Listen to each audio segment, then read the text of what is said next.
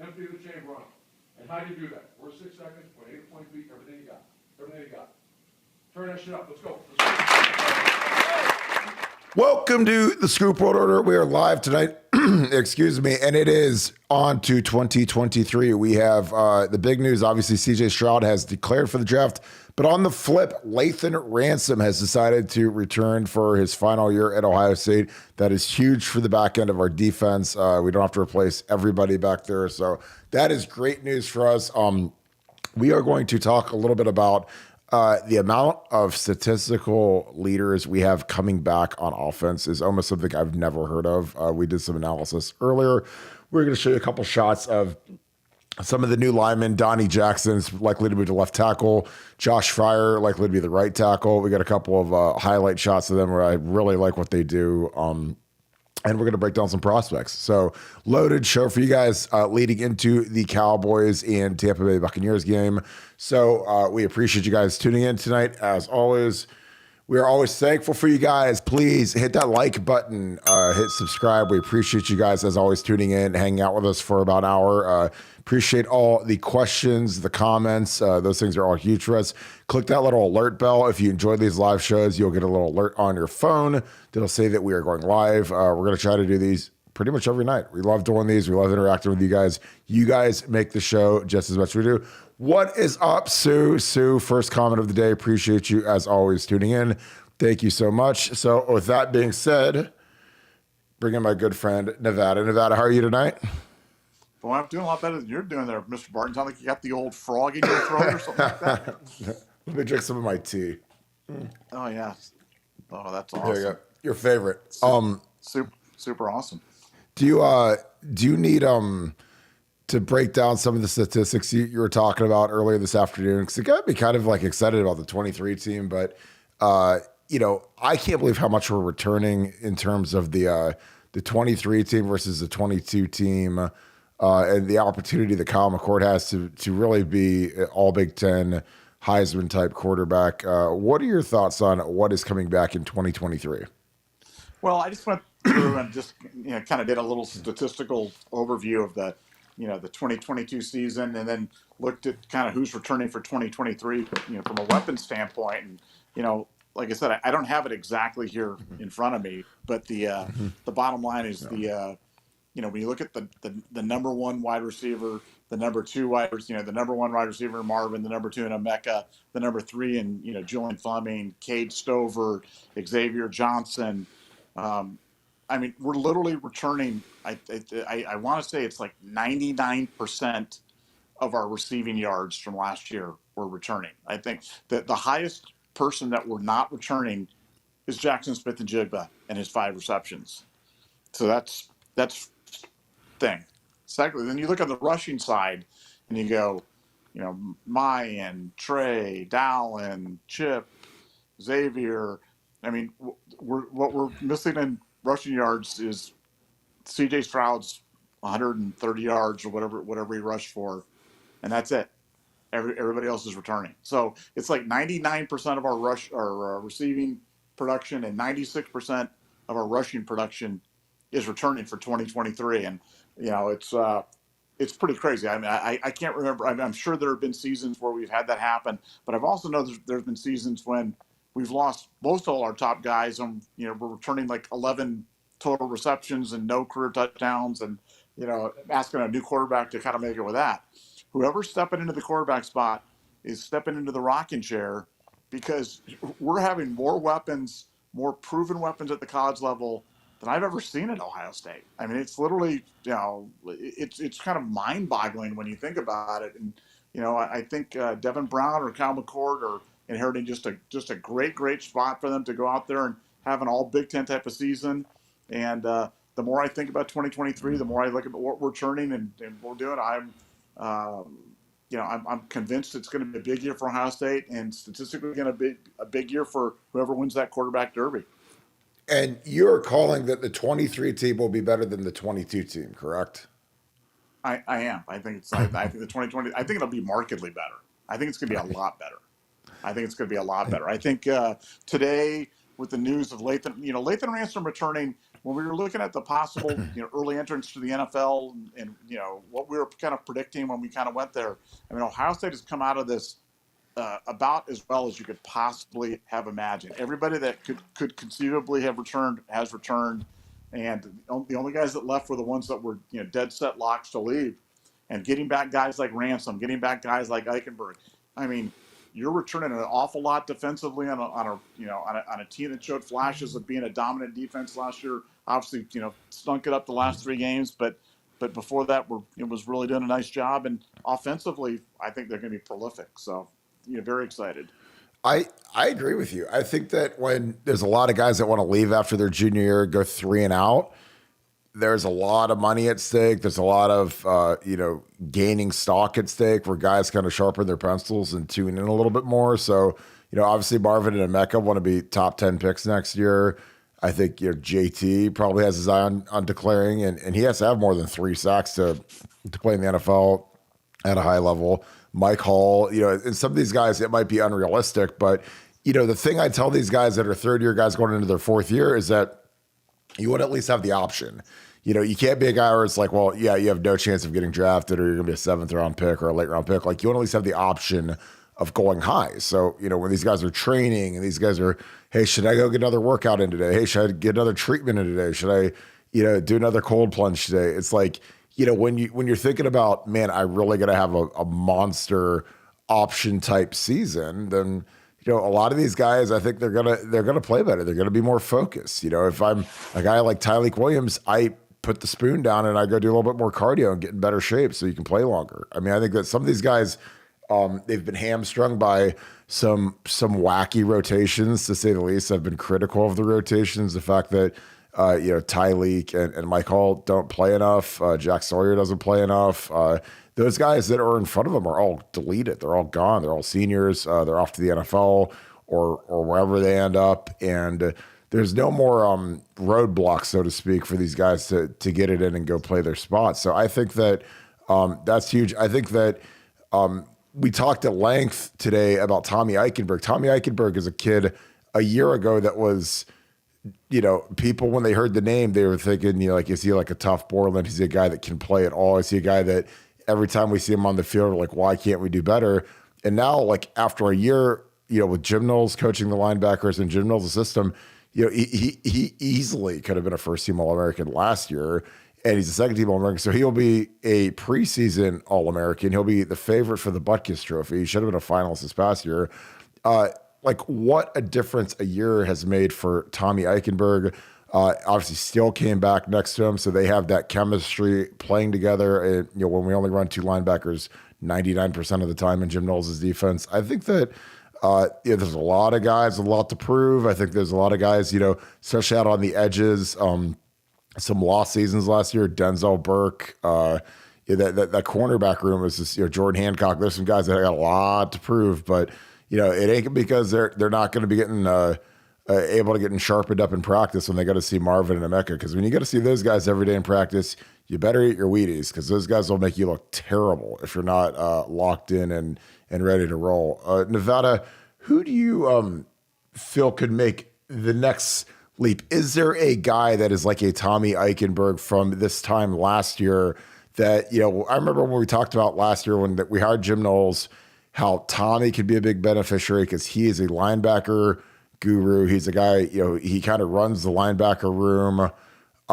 Is there a guy that you could see making a leap similar to what Tommy Eichenberg did from 2021 to 2022? Well, I think it's a pair of guys. I think it's JT Tuimoloau and Jack Sawyer. I think those guys are going to take big jumps up. I think they're going to become the kind of players that we all thought that they would, maybe last year or when they came out of high school. I think those 2 guys are going to be. I think they're the key to the 2023 season. I think they know that. I think they're both double-digit sack guys next year, and you start getting that kind of production out of your defensive ends, and that's Chase Young-like.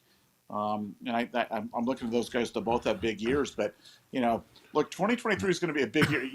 If as a fan, if you want to get depressed, look at 2024 and look at all the talent we're going to be losing out in 2023 year.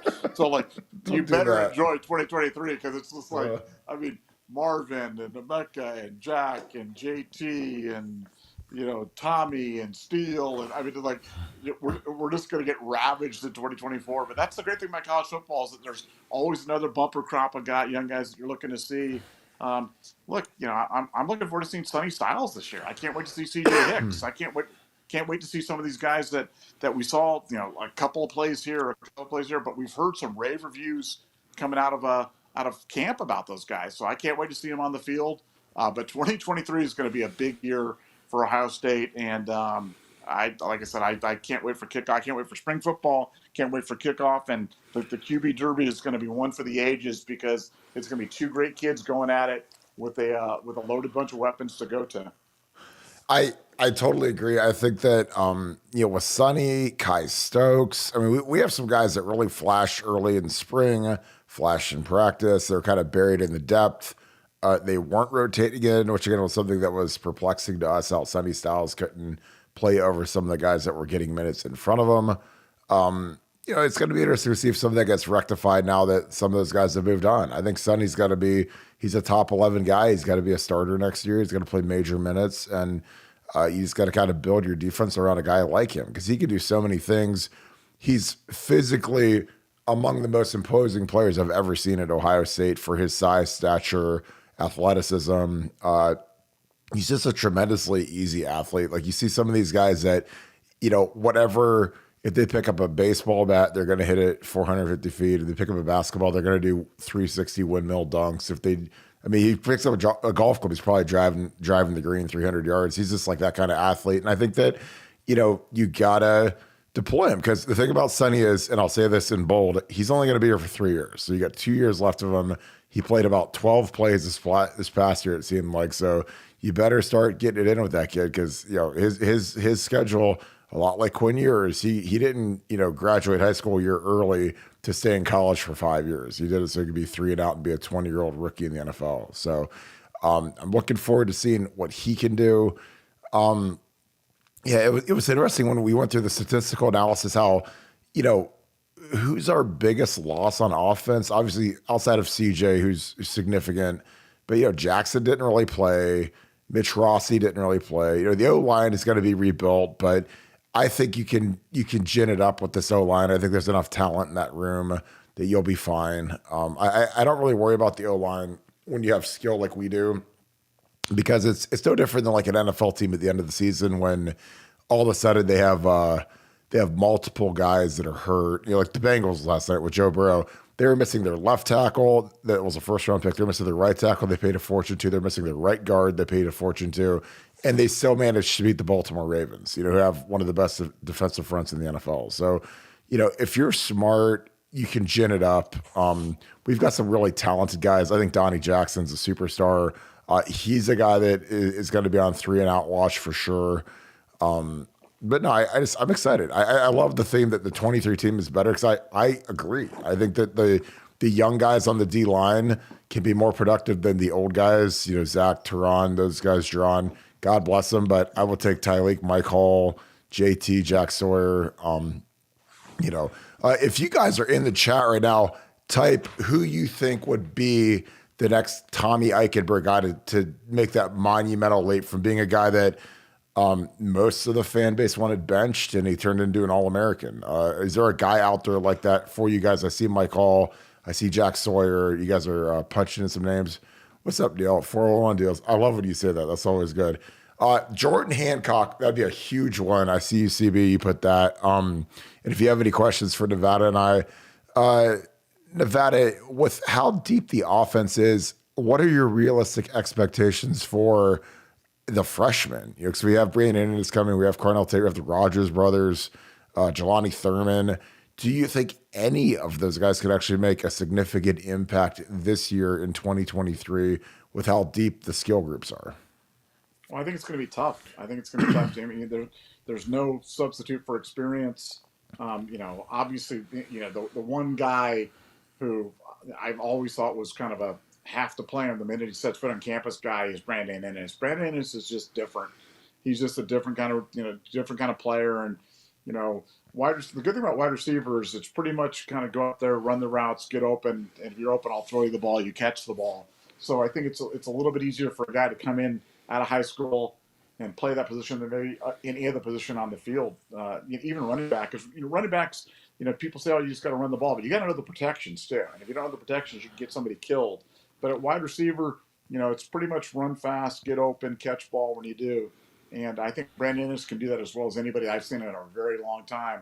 So I'd say of all the players, he's the one guy that's going to do it. Now, he's also the one kid who's disadvantaged because he's not in for spring ball. And so that's something that's going to hurt his ability to contribute as mightily in 2023. But no, we got a lot of weapons.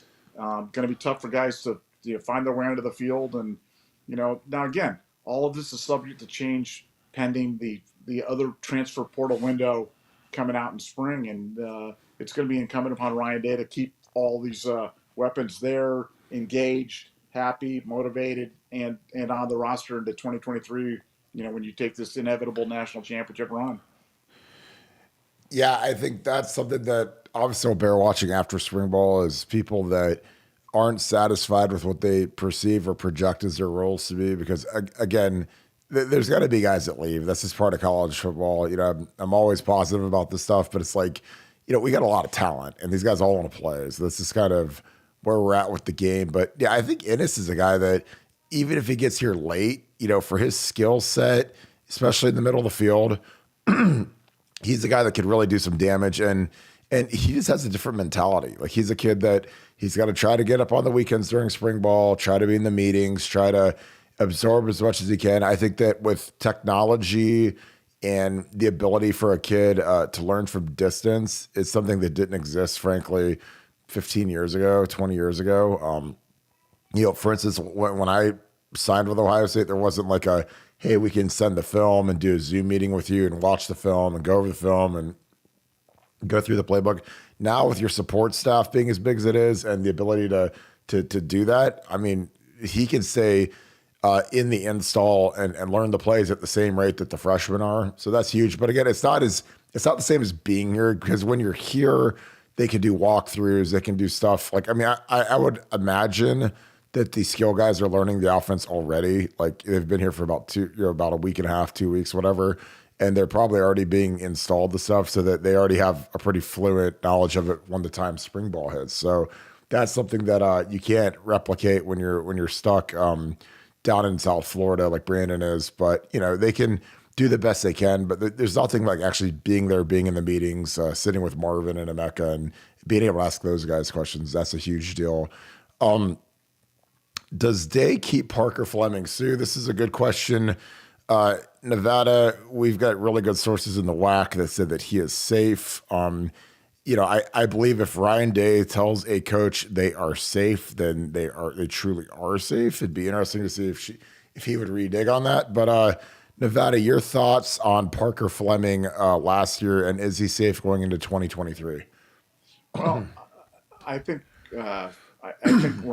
Ryan Day has proven himself to be necessarily ruthless. And, if he had a chance to improve his staff or do something that we needed to do, I think he would do it. Now, having said that, I don't think that's a move that they're going to make. I think there's, one more pending move that I think could possibly be made.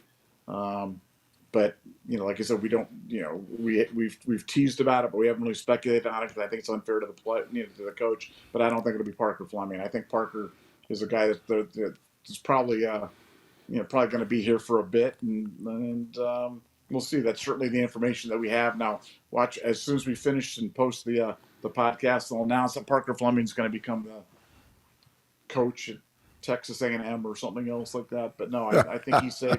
I think he'll be here in 2023 and probably beyond that. Here's a great question for you.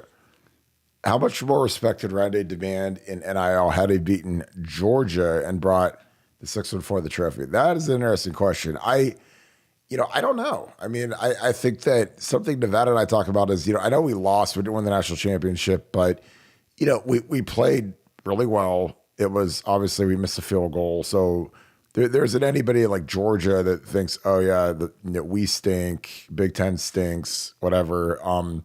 But I think you kind of get diminishing returns. Like if you win or lose the Georgia game, obviously winning is much more important. It's much better. Winning the national championship is obviously much better. But, going into the next year, I don't know. I think it helps you a little bit. But, when we won the national championship in 2002, like our next recruiting class wasn't like some fantastic, like bumper crop of players. And even when we won it in 2014, it wasn't like the next year we followed up and had the number one overall recruiting class. And in terms of the NIL conference, I think it kind of is what it is. I think if people want to give, then they'll give. If they don't, they won't. I think that the thing I always go back to when I talk to the Cohesion Foundation, or I talk to Brian Schottenstein's group, or any of those guys, is I talked to Cardell. I just think it's a very hard sell. Like, I've sold multiple things in my life. I've sold subscriptions to a website, insurance, cars, and like some things are just inherently easier to sell. Like if you have a really hot car, I mean, that thing's going to sell easy. You don't really have to be much of a sales guy. But like selling NIL, where, okay, so what do I get? If I give you $10,000, what do I get? And the answer that I get from both funds is access. Maybe you get to go watch a practice. Maybe you get to go out to eat with one of these guys. And I'm like, okay, well, for 10 grand, I could take myself out to eat wherever I want. So it's just a weird sell. Nevada, I don't mean you kind of joke about NIL in terms of, okay, I'm going to donate money so that CJ Stroud can go buy a new mink coat or something. And it's like, or another set of rims for his G-Wagon or Bentley. But that's kind of what it feels like to me. Do you have a different take on NIL? I don't like spending much time on it just because I know that nobody cares about NIL really. But what are your thoughts on it? Well, like you said, it's a downer for people to talk about. So, I want to move on to some more uplifting topic as soon as possible. But I just think that OSU's just got to continue to professionalize their NIL approach. It's a necessary evil in 2023.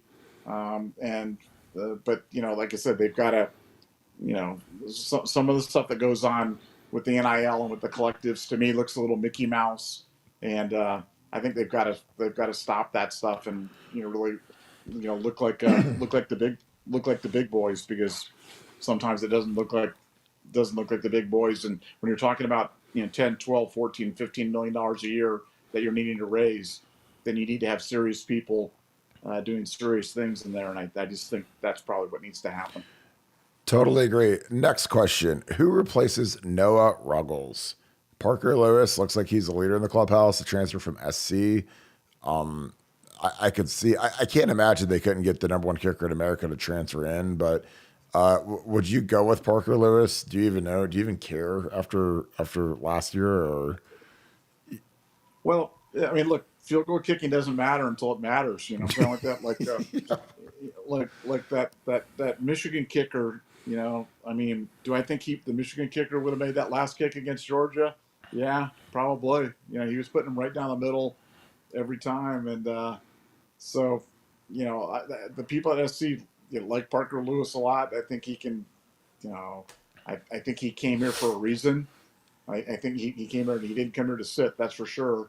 So that'd be my leader in the clubhouse, and hopefully we don't have too many games decided by kicks, because I hate it when games are decided by kicks, because the whole 59 and a half minutes doesn't matter. It all comes down to one snap, one hold, and one kick, and that's not really where I want to be. I want the games to have no doubt. Totally agree. This is a great question, Philip. Who will be the breakout special teams player next year in an area that seemed to be lacking? But it's so interesting because special teams used to be a lot more significant in college football in the pre-fair catch kickoff days when you actually had to return every kickoff or kick a touchback.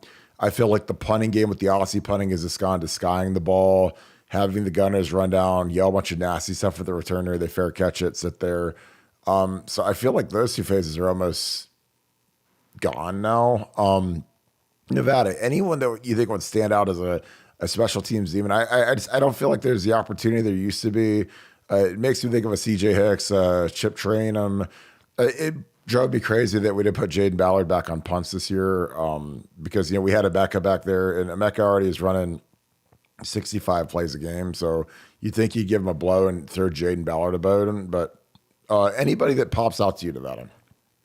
Well, to me, those young wide receivers, I'd like to see, either one of the Rodgers or Carnell Tate or Brandon Ennis covering kicks and going down there and laying it on, because they all play both ways in high school.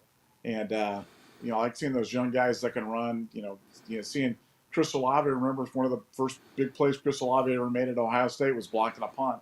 So, it's, I like special teams to get back to being special, making plays. Lathan Ransom had a big punt block for us this year, but I look for one of the young guys, specifically again wide receivers, to make their impact felt on special teams and hopefully make it early. A Josh Proctor update. Richard Black on the scoop. Bill Green thinks there's a shot that Josh Proctor will transfer to the Florida Gators, but I don't know. I don't really care, just because I think Josh is he's been a bit of an enigma. I think he's a nice kid, but he's a guy that I really thought was going to have a big year last year, and he really didn't play at all. Anything else on Proctor, Nevada? Again, it's a guy that we had really high hopes for. We heard great things about him, and then he was just kind of persona non grata after that first game. Yeah, with Josh, it's like you said. I personally like Josh, and I like Josh both as a person and as a player. So, but it's obvious that there's some sort of disconnect between Josh and the existing defensive staff, because when they pull him after 4 plays against Notre Dame, and then he literally doesn't see the field. And then in bowl prep, they had entire packages for him where he was playing the Sam linebacker, doing a lot of things out there, that looked really good in the run up to the Georgia game, and then they don't play him at all. So it doesn't seem to me like they have plans for him. Now, again, the way that the rotations have been on both sides of the ball, they'll probably run out in spring ball and feature him, and he'll have 20 tackles or something. But if I had to bet, usually when things like this go, they usually go for a reason, and it's usually best in that situation that somebody move on to greener pastures, and it's usually best for both involved. But it's not because Josh can't play. Josh is a heck of a player. It just, for whatever reason, they haven't been that high on him, and that is their prerogative. Yeah, it was maybe the most perplexing thing. Again, I posted a quote on BuckeyesScoop.com. If you guys don't belong to BuckeyesScoop.com, if you enjoy these podcasts, we basically do this 24 hours a day on BuckeyesScoop.com. So we're taking questions, talking ball, talking about some stuff. But Jim Knowles literally said that on August 12th, I literally ripped the quote, and he said Josh Proctor could be the best safety in the nation this year. That was on August 12th. So less than 3 weeks before Notre Dame. Plays against Notre Dame, plays like the first 4 plays, and then gets the hook. And it was like never to be seen from again. So, I mean, that was a stunning fall from grace from a guy that literally, if your position coach says you could be the best one of those in the nation, like if you, if my position coach when I played said Kirk could be the best offensive tackle in the entire country, and then after 4 plays I get pulled, you never see me play again. Like it just raises an eyebrow, like something else is up, something else, maybe off the field or an attitude thing. I don't know what it is, but it was perplexing to say the least. Nevada, this is a great question, Sue. This is something that comes with, we do a lot of Showtime updates in the winter where we get a lot of info from bowl practice. We talk a little bit about some of the young guys. People love hearing about who's next, who are the next young guys that are kind of showing out in the scrimmage portions of bowl practice. And we got a bunch of updates this bowl practice, man. And like, I didn't hear anything about any of the young wide receivers from the 2022 class. Nevada, Sue asks, I wonder how many of the 2022 wide receivers transfer out. Seems like they've been recruited over. I think that might be a little early to say, just because the Rogers brothers and Carnell Tate haven't really done anything other than a couple workouts so far. But your thoughts on the lack of information that we got about Caleb Burton, who, again, there's people I talked to in Texas that say he's a player, Kojo Antwi. I mean, there's some guys that were heralded guys. But with Ennis and Tate coming in, man, it's going to be tough sledding, not to mention all of the depth in front of them not moving at all. But your thoughts on that 2022 wide receiver class? Yeah, I think it's unlike anything I've ever seen before, because you're not talking about a class that only had like one guy. You had multiple guys come in that were all super highly regarded, and it's been like no information. I mean, nothing bad, but nothing good. And generally, in this business, no news is generally bad news. And I'm not saying that in a way like, oh, they're gone forever, or they can never make a contribution here, but they certainly haven't flashed in a significant manner yet at Ohio State, and that's odd because I just never seen that happen before. Normally, somebody separates themselves, somebody else is kind of right behind them, and other guys are doing what they're doing. But with this group, it's been almost nothing, and that's it's been odd. And look, it's always with everything. When guys come back, when guys start playing well, you always have to remember it means something to somebody else. Somebody else, when somebody comes back or somebody else plays well, it means somebody else on the depth chart is either looking at transferring, portaling, or seeking other options because they're not going to have the opportunity to play. And with the wide receiver room, I mean, we're returning. The good news is we're returning 99% of our receptions from last year. The bad news for these freshmen is we're returning 99% of our receptions from last year. So, yeah, it's going to be a battle. I think spring's going to really tell the tale. We'll start to hear some of the names, and I'm going to be interested to see who it is because it's not real readily evident who it's going to be just yet. Yeah, I think it's going to be a fascinating spring for a lot of these guys that are kind of the tier 2 of the team. Obviously the top tier, the Cade Stover. I think Joe Royer is that number 2 tight end now after his performance versus Georgia. But that tier 2 of guys that haven't played yet, they're going into year 2 or 3. This is a big spring. Really, it's a big winter conditioning for them because, this stuff really starts now. It's not like it's just when the helmets come on. It's like, you're doing wind sprints, conditioning, workouts, and these guys, the thing you don't realize about Ohio State is when you're doing conditioning drills, they usually have a GA, an intern, a strength staff member that charts everything. So if 2 guys race, it's like winner or loser, who won that day. Then they pitch you against all these other things. So, and then they put this into this big computer thing and it'll spit out, okay, here's our most competitive guys, here's our least competitive guys. So really the competition starts now. So that's something for some of these young receivers, man. You gotta, if you don't have any production on the field, you gotta show out in the workouts so that they know that you're locked in and you're ready to compete for a spot when the spring starts. Because I'm telling you, it's ferocious. And when you've got these incredible true freshmen coming in that graduated early, you got 3 of them coming in.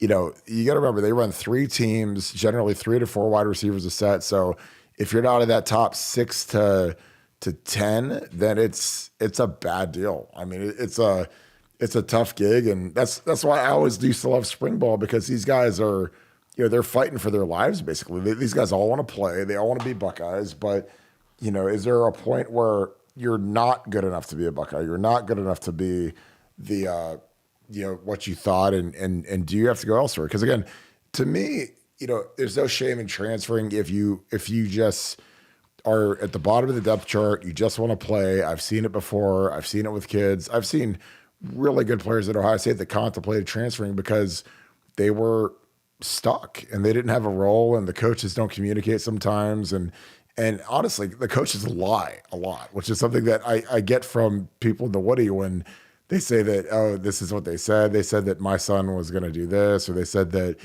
he was going to be the starter or he was going to be in competition. There's really no competition, but they just say that to keep you in a holding pattern so you don't transfer. So it's with the portal, man, I almost can't even fault a college coach for lying to a kid because I don't know how you can be truthful and hold a roster together when if you really tell a kid, hey, you have no chance of playing here, the kid's out the door. If you give the illusion of competition, it's like, I don't know. And again, this isn't I'm not trying to say it's correct to lie in that thing with these kids, but it's a different world, man, because this portal it's a nasty beast, and there's kids that make emotional decisions, that make bad decisions, and kids that they could end up helping you in a year or 2 or later on in the season end up taking off, and then your depth is shattered, and you're on a rebuild. I look at it like with the offensive line.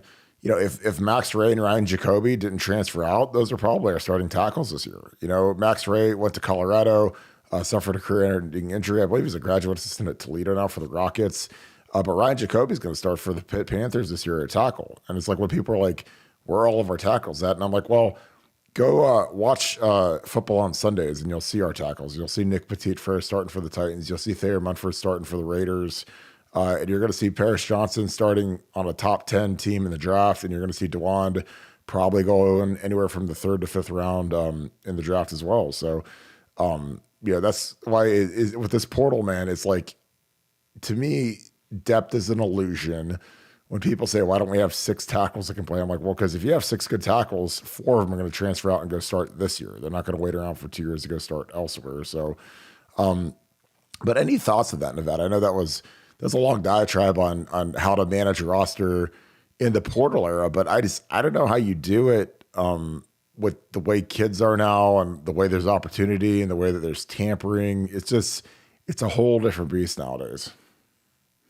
Well, I just think you have to be as relentless about it as other teams are, and I think you've got to have your assets allocated in a way to focus on that, to focus on portal kids and the opportunities that they provide to you as well. Because while kids can portal out, they can also portal out of other places into your school. So I think the answer for Ohio State is just to focus on the portals, cast that wide net, see who you can kind of get when you do that, and make sure that you're always evaluating players on other teams for potential transfer opportunities in, because that's recruiting never stops. Even when they go somewhere else, it should never stop, and it will never stop. All right, we have this is our Handy Quacks Family Guy thought of the day for you, Nevada. Big Family Guy fans between Nevada and I. Mitchell Swanson, do we dare say the 2023 Buckeye defense outperforms the 2023 Buckeye offense next year? Year 2 in the system, returning 8 to 9 starters. Ooh, that's one that I got to hand to you, Nevada. That's going to be tough. That's going to be a tough one. I wouldn't go quite that far, but I think, I think the offense next year is top 5. I think the defense next year is top 10. So I think that's kind of where we're at. I think that's the relative difference we're talking about. But I think they're both units are going to be strong. The only question we have on offense is the quarterback, as we've discussed. The only question we have on defense is the cornerbacks, and we've got one. Can we find another one? And can we find a nickel? Can we find some other pieces there on the defensive line? But no, it's going to be a great unit. I would not say it's going to outperform the offense, but I think it's going to be really, really close. And I think both units provide. I mean, Ohio State is, short of Georgia's schedule. And if you want something funny, just pull up the 2023 Georgia football schedule. It is the worst football schedule that I've ever seen in my life. So it's almost like inconceivable that they could lose a game during the regular season next year. So I don't know how good Georgia's going to be, but I don't know how they're going to lose any games with that schedule. So, but do I think Ohio State will be one of the top 4? Yep. Do I think we'll be there in the end? Yep. And I think we're going to be one of the early favorites, and I think we should be one of the early favorites because we just don't have a lot of question marks on the team for 2023. Yeah, I agree. I think it's gonna be tough to outperform the offense when you have Marvin, Emeka, Trey. I think our offensive line is gonna be good. It might not be quite as good as this year, but I think that they could be every bit as good as this year, if that makes sense. I think that Josh Fryer potentially could be. He could match DeWan's production. I think Donnie Jackson might be a smidge lower than Paris. Luke Whippler is going to be an interesting guy to replace because I think that. If you go a 3rd-year center in Luke Whippler, who had a great year, and then you have a 6-year Matt Jones, who I think physically is actually stronger than Luke, and you put him at center, I think you could match that. Then it's just, Enoch and whoever, taking a step, going into the season as a starter. I think that you have a different mentality as a football player when you know that you're penciled in to start. Again, I mentioned sharpening your pencil, getting your mind ready to go as a starter for the 2023 season, and some of these guys have major opportunities, and then you just chin it up. I mean, you got Justin Fry as running game coordinator. He can help again, there's ways to protect guys if there's a guy that's leaky or a guy that's struggling or a guy who's not maybe quite as dominant as some of these guys. Because again, I look at the Cincinnati Bengals last night. They lost their left tackle, their right tackle, and their right guard. Three guys that all make over $10 million a year, and they filled in with a practice squatter, and Jackson Carman, who stinks. And guess what? They won the game. They figured it out. They ginned it up, and that's what Ohio State's going to have to do. And you got to remember, Ohio State doesn't play in the NFL. They don't play equal talent. In actually 100% of the games, we have better players than who we go against. I think we even had better players than Georgia. But you just got to make it work, gin it up. And that's why they call you coach. Like in 2014, when we were returning Taylor Decker at left tackle as our only returning starter, and you put in Billy Price, who was a redshirt freshman. You put in Jacoby Bourne, who was a true junior.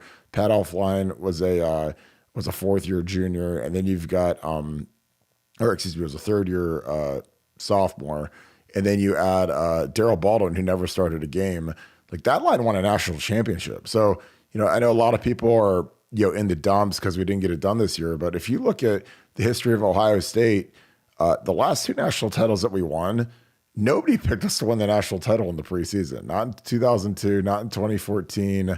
Obviously in 14, we were projected to win the Big Ten, but then Braxton threw his shoulder out and was out for the season. So that threw a monkey wrench in the equation. So I just think, you got to be patient. You got to trust the process with these coaches, with these players, and just realize like we've got a lot of good momentum from that Georgia game. We proved that we could basically, it's like going in the boxing ring with Mike Tyson when you play the Georgia Bulldogs and taking him to the distance. And it's a kind of like a really tight decision. And you might lose, based off the field goal kick. But, I think our guys are confident after that. This wasn't a, shellac by Michigan and then go play a 4-loss Utah team and beat them in the Rose Bowl. This is like, you played the defending national champions to the wire, and they were, they were scared to death. They were about to lose in Atlanta to the big bad Buckeyes. And if our kicker hits that field goal, then we do. But again, like one of the things I think we just need to get better is our special teams have really let us down the last couple of years, especially, against Michigan. We missed the fake punt twice, which is inexcusable, especially when you have a dedicated special teams coordinator. I don't think you can have a guy, you can't, if your guys don't execute it in the moment, then that means you didn't go over it enough. So Mason Arnold, the long snapper that has since transferred out to Michigan State, he blew it twice. I mean, the guys were ready to run it. He didn't snap it. So if you're the special teams coordinator, you didn't go over that play enough to get it right. And then, we botched the hold for the winning 50-yard field goal with Noah Ruggles. Because again, Noah Ruggles is an All-American kicker. So when he kicked that ball, and he looked like some guy at like an NFL halftime thing kicking for 50 grand, I knew that there had to have been a tip. There had to have been a botched hold. There had to have been something. Because like a kid like that who's made big kicks and he won the Rose Bowl on a kick last year, for him to hit it that poorly, something had to have gone wrong in the mechanics of it. So again, special teams letting us down. And again, like it's like Nevada said, you don't need them until you need them, but we really needed them. Yeah, see, there's Sue on Parker, DeWand.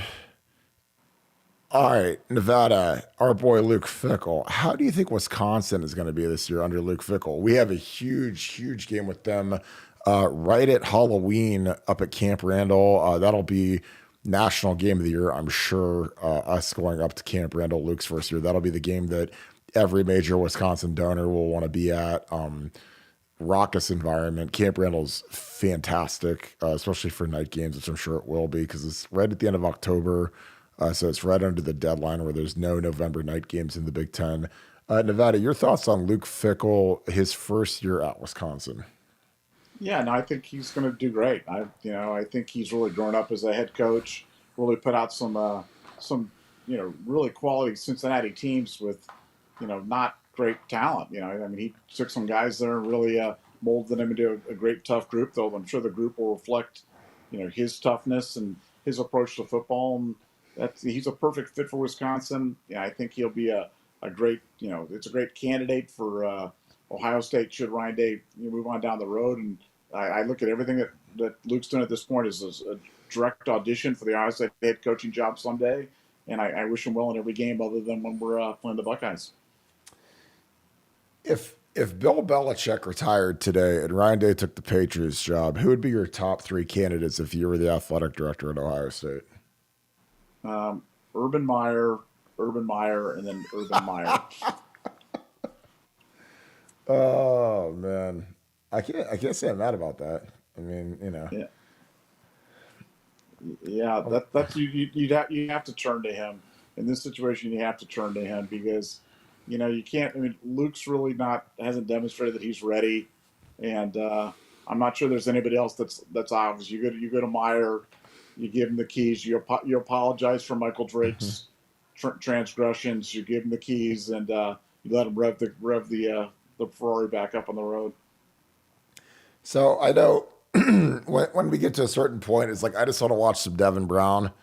Yeah, so Devin, again, this is like what I love about what he can do. This is such an easy play, a quarterback draw. But watch him put his foot in the ground here. Change direction. Like that is the biggest thing that he has a lead on over Kyle McCord is just his overall mobility. I think that he's a thrower. I mean, the people I've talked to, the what he hates say he's the guy who has the higher ceiling. He's the guy with superstar potential. Again, it's just, Kyle's been in the offense for 3 years. Devin obviously has been here for 2 years. Devin was kind of a late take after Quinn years were classified. But, you could imagine in our offense, if you add a quarterback that can scramble and go get the cheap, easy yards, what it would do. Because, I mean, you're going to have a lot of guys playing coverage versus our two receivers. Then you throw Cade in the middle of the field, Julian Fleming, Brandon Ennis, these guys in the middle of the field. I mean, there's going to be a lot of open lanes for a guy like this to kill guys. But it's going to be real interesting to see what we do, how they split the reps. Do they truly rotate these two between the first huddles during the first few weeks of spring ball?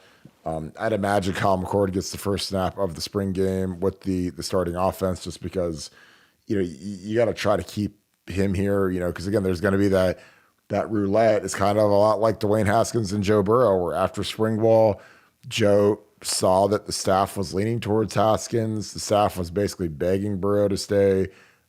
He didn't buy it, and he transferred out to LSU, which obviously turned into maybe the greatest move in the history of college football. Turned him into an absolute phenomenon, especially his fifth year when he had the most dynamic senior year in the history of college football. But yeah, Nevada, I think that we've got the more I watch Devin, and again, I think CJ, very good player. I frankly thought he lost a lot of meat on the bone when it came to running this offense sometimes, just because he just refused to run the ball. Which again, it's not running him in the A gap, but there's times where you can really help the team out and go get 15 yards when teams are running off in man coverage, and he just refused to do that. And I think that he's going to have to adjust to that in the NFL, man, because in the NFL, you're not going to have two tackles that are better than every pair of ends you go against. You're going to get killed, if you just stand in the pocket and hope that Marvin, and frankly, whatever team drafts him, I don't think the receivers will be as good as Marvin and Emeka. And I could be dead wrong, but if he goes for whatever reason, if they trade Justin Fields and CJ Stroud goes number one to the Chicago Bears, like, dude, you're throwing it to Chase Claypool and Equanimous St. Brown and and you're used to throwing it at Marvin and Emeka, and you're also throwing versus Indiana and Rutgers, and even Georgia's back end wasn't really that good this year. So it's going to be really interesting to see how he translates into the NFL, how early they expect him to play. But the more I watch Devin Brown, the more I think that, if you really want to take the top off of this offense and really want it to be at its peak potential, I think he's the guy. Nevada, your thoughts on him? I know we talk a lot about Devin Brown, but you guys better get used to it because the quarterback battle is going to be the biggest topic of the entire the spring football stretch. But your thoughts on Devin versus McCord? Well, I just think one of the most interesting evolutions that's gone on in pro football. I'd say as significant as like going to spread offenses and hurry up and some of the other innovations that they've gone is the utilization of the running quarterback. And you look at the three winning wild card teams this weekend. You've got Daniel Jones for the Giants. You got Joe Burrow for the for the Bengals, and you've got you got Trevor Lawrence for the Jags. And they're all it's guys that can pass well enough, but are also willing to use their legs. And look, the Giants were dialing up design quarterback runs against the Vikings, and the Vikings had no answer for it. And Jones would just kind of stumble. So I think people think when they think of the mobile quarterback, they think that you're thinking about everybody's got to be a Smurf like Kyler Murray or some little guy running around back there and it's going to get hurt, like RG3 or something like that. But no, we're talking about guys that are mobile enough to move, can throw well enough, but can also move the pocket with their legs. And that's what I see in Devin Brown. I think he's a guy who's a very capable thrower, but he's a willing runner. And having that willing runner, man, when it's the thing in the NFL, then it sure as heck has to be part of your arsenal in college football. Because college football, all you're worried about is 1 year, 2 years with these guys. The NFL, you're worried about your legacy with your quarterback, your franchise. You may have a quarterback for 10, 8, 10, 12, 15 years. You're worried about getting him hurt. In college football, you're worried about winning games today, tomorrow, next week. And you sure as heck can run a quarterback then. So, no, I think a mobile quarterback is key, and Devin certainly fits the bill on that. He's a good enough thrower, but he's an absolutely willing runner. Yeah, couldn't agree more. I think that when you look at the new age of quarterbacks, again, Ben Roethlisberger is a dinosaur. He's retired. Brady, this could be his last game tonight. I mean, I imagine he'll probably try to go for another year, but these guys that aren't mobile, they just can't survive anymore. I mean, the way you look at how offensive linemen get hurt in the NFL and how you have to mishmash it, and a practice squad guy coming in. It's like with the Arizona Cardinals, like Billy Price. He wasn't even training camp with the team, and he ended up starting the last 10 games for the Arizona Cardinals. So you got some guys that they're not even in camp with you, and then all of a sudden they got to come in and they blow a protection, or they miss a blitz, or they miss a pickup or whatever, and then a guy's scot free. Like, you better be ready to run. I'm telling you, because there's teams in the NFL that they'll get a guy off the street, like it's like Baker Mayfield. He came in on a Tuesday, won a game on a Thursday. Like, I mean, there's crazy stuff that happens like that with offensive linemen all the time, where they'll sign you on a Tuesday and then you're playing on Sunday, and it's hard to know every protection, every blitz. If you're a guy that is a backup who hasn't played a lot, you're going to be targeted by the defensive coordinator. Jackson, as soon as Jackson Carman came in at left tackle for the Bengals last night, the Ravens knew it, and they went after him hard, and he gave up a really bad sack, got Joe Burrow absolutely killed. So, you better be ready to run from, those guys like Jason Pierre-Paul and some of these guys that can really run on the edge, because that's just how the game is. The defensive ends are so athletic, and they're so good now. You just have to be able to run for your survivability. Not to mention, it just puts such a strain on the defense when you do decide to run and you turn that, that 1st and 10 where you throw it in completion, you turn it into instead of it being a 2nd and 10, you go scramble for 8 yards, you make it 2nd and 2. That's an absolute backbreaker. Changes all the calculus when you're dialing up which play you want to run next. Guys, keep these questions coming. You guys have had some great questions tonight. I appreciate you guys. Sue, this is another good one. Do you think Nevada, McCord's chemistry with Marvin might tip the scales in his favor? She doesn't know for sure. I also think that just his seniority, he's been there for 3 years. Devin's been there for 2 years. I think sometimes that you give the nod, when CJ got yanked from games last year when we were up by 7 touchdowns or whatever, it was always Kyle McCord who went in first. So obviously that's what we project as of this moment. Nevada, do you think any of the chemistry between Marvin and McCord will matter in any of this? Yeah, I think it's going to be to something for sure. I think that might be the story. The question is the chemistry between Marvin and Kyle such a significant factor that it overrides the mobility of Devin Brown versus Kyle? And I think that's an open question. We'll see it a little bit this spring, and we'll certainly see it in full effect in the fall. This is a great question. Mitchell Swanson, appreciate you, buddy. Who are starting safeties next year? You got Burke and Hancock projected as the starting corners, along with Ransom, Sonny Styles, Kai Stokes, Jahad Carter in the slot. Your thoughts on that, Nevada, projecting the starting safeties? Well, I mean, I think Jihad Carter's coming into, he thinks he's going to be a player. Lathan Ransom obviously is one of your safeties. Heck, if it was me, I'd put Sonny Stokes back there and just kind of, or Sonny Styles rather, Sonny Stokes. That's a Sonny and combination of Sonny and Kai. I like that, but Sonny Styles. That's what I'd put back there. Because you got to get him on the field. They got to get him on the field somewhere, and you can't get it done. You're not going to play him over Steel Chambers, and you're not going to play him over Tommy Eichenberg, but he's got to see the field. So if it was me, I'd put Ransom and Styles back there and live with the consequences. Yeah, I totally agree. I think that you got to play with your most athletic, most instinctive guys. I think that Kai's a great athlete, a plus athlete. I think Sonny's probably the most athletic guy on the entire team. Another year in the gym. Again, he's really age-wise, he should be. He's the same age as Carnell and Brandon Ennis, and he's already been in the program for a year or so. It'll be interesting to see if they can take the top off his development and see what his true potential is as he develops in the back end. Because I think he is the guy that could really be a big jumper. We talked about the Tommy Eichenberg, a guy that goes from people don't really know much about or people don't really like seeing him on the field to being a guy that could really make a big jump. He's going to be a guy that's got all the tools, all the ability. Again, when we played Wisconsin earlier in the year, he was in the fourth play of the game. They set him after the fullback who probably weighed 270 pounds and had a neck brace on, and Sonny killed the guy. And I was like, holy cow, this guy's not scared. He's a monster.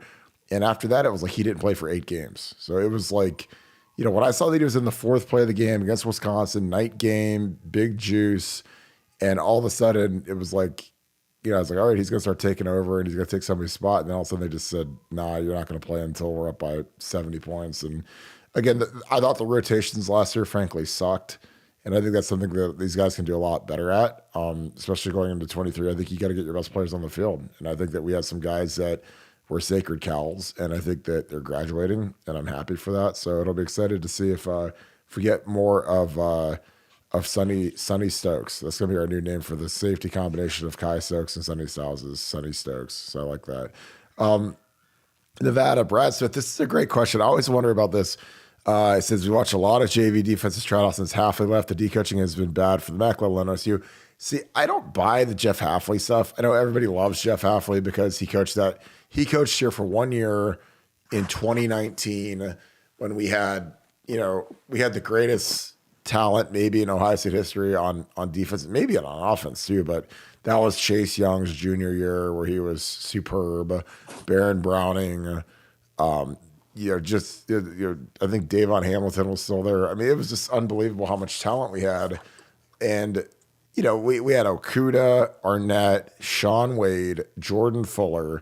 So, Nevada, how much do you really give Jeff Halfley credit for? Obviously, that same group in 18 was no good versus just those guys developing and playing better. Well, I mean, you look at that, how those guys have all, pretty much all developed on, and even guys that were buried on the depth chart have gone on to become really productive NFL players. So I just think it was just an embarrassment of riches from a talent perspective, and would love to have seen him more to get kind of a larger sample size to really evaluate him fairly. But there was a lot of talented guys on that side of the ball, and at the end of the day, it's kind of like right now. Last year, I was just cautioning people, like, let's not be too harsh on Knowles because look what he's having to deal with. Look what type of pieces he's got to work with on, at the cornerback position, at the safety position. He was doing it with duct tape and and wire. And this year, he's going to have a lot more weapons to work with, and I think we can have higher expectations of how the defense does. But Halfley had some horses, man. He had some horses on the starting. He had some horses in the backups. There was just a lot of talent on the defense. And the last few years, defensive recruiting hasn't been as good, and the cupboard hasn't been quite as stocked on the defensive side of the ball. There's absolutely no question about it. Yeah, I just think that the difference between last year's defense and the 19 defense was Chase Young. I think that the corners, obviously, Okuda was superb. He was a top 3 pick, fantastic. Arnett went first round. That was obviously a reach. Sean Wade was really good nickel. But if you put Chase Young on last year's defense, we probably won the national championship, just because the one thing that we didn't have last year, obviously our corner play left a lot to be desired. We did not turn the ball over like an Ohio State cornerback room should.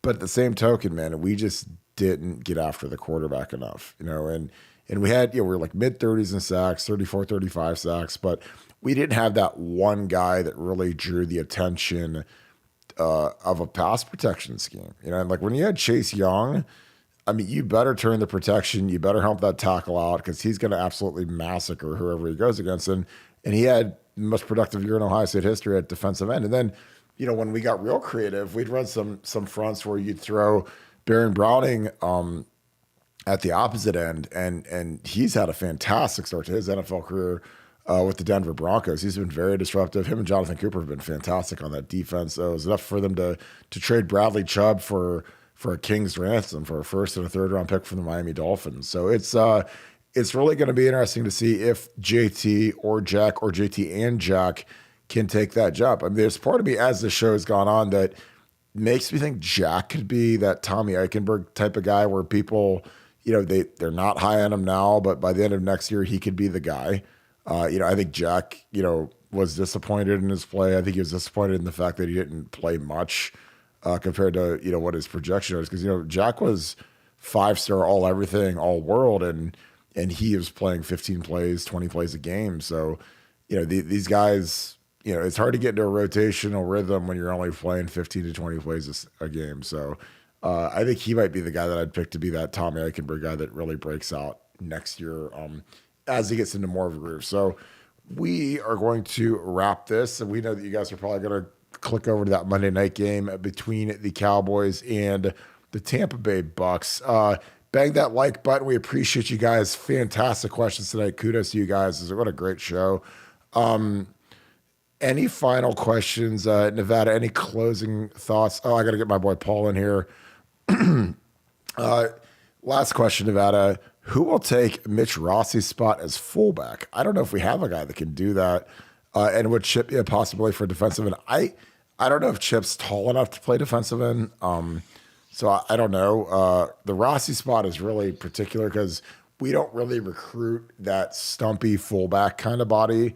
Our tight ends tend to be taller, angular guys. Like I really started with Jeff Harmon, Nick Vanette, Jelani Thurman. I think Cade is a guy that potentially could be that role just based on his body type. I think a lot more than Joe Royer or even G. Scott. But any thoughts on who could take the Rossi spot, and your thoughts on Chip as a defensive end, Nevada? I think Chip's better off at running back or linebacker. And if you're looking for the next Mitch Rossi, I got him for you. Pound for pound, strongest guy in the team. Not a guy that a lot of people talk about. Not a guy that we don't really talk about a lot. And probably a guy that I hope stays around, doesn't transfer out. But it's Reed Carrico. That's who I put it. Oh, wow. That's who I'd put it. That is a great call. Wow. Yeah, Reed. That's a great call. I never thought of Reed. I've heard guys say that Reed can absolutely float. That guy's a 4'6" guy.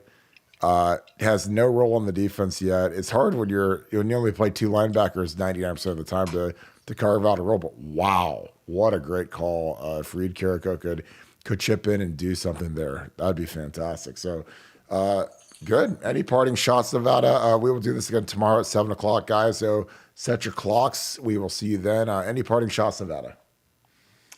Tampa Bay, go cover the spread for my teasers tonight. Tampa, I need one more good game out of old man Tom Brady. So just keep it close. Keep it close against America's team. The last of the slow quarterbacks. He's gonna probably go down tonight, and he gets to go to his big Schembechler hole in the sky. So I like that. Well, all right, there you go. There's your call for the night. You got the Ohio State Bucks and the Tampa Bay Bucks joining forces. As always, we appreciate you guys. Thank you guys so much for tuning in. We're on BuckeyesScript.com 24 hours a day. It feels like we've been breaking news, analyzing CJ Stroud's decision, A lot of winter conditioning stuff is going to be upcoming, so we'll have updates on that. What young guys look good in drills, which guys are showing out for the young freshman class. So I appreciate you guys tuning in. If you could hit that like button, that'd be huge. Click subscribe as well if you enjoy this content. The subscriptions are huge for us. They really help us grow the channel, and it's all thanks to you guys. So we try to build the content around what you guys like. So comments are always welcome. Comment, who do you think will be our starting quarterback next season? Kyle McCord, Devin Brown, maybe Lincoln Kienholz. You guys want to be a little bit crazy. So, but I really appreciate you guys tuning in. We love doing these with you guys. Appreciate you guys joining us. We will be on at 7 again tomorrow. We will be talking ball. Probably do some recruiting breakdowns, but we'll have some good stuff for you guys. So we appreciate you guys as always. Thank you so much, Buckeye Nation, and thank you, Scoop family. I hope you guys have a great rest of your day. Talk to you guys tomorrow. Go Bucks.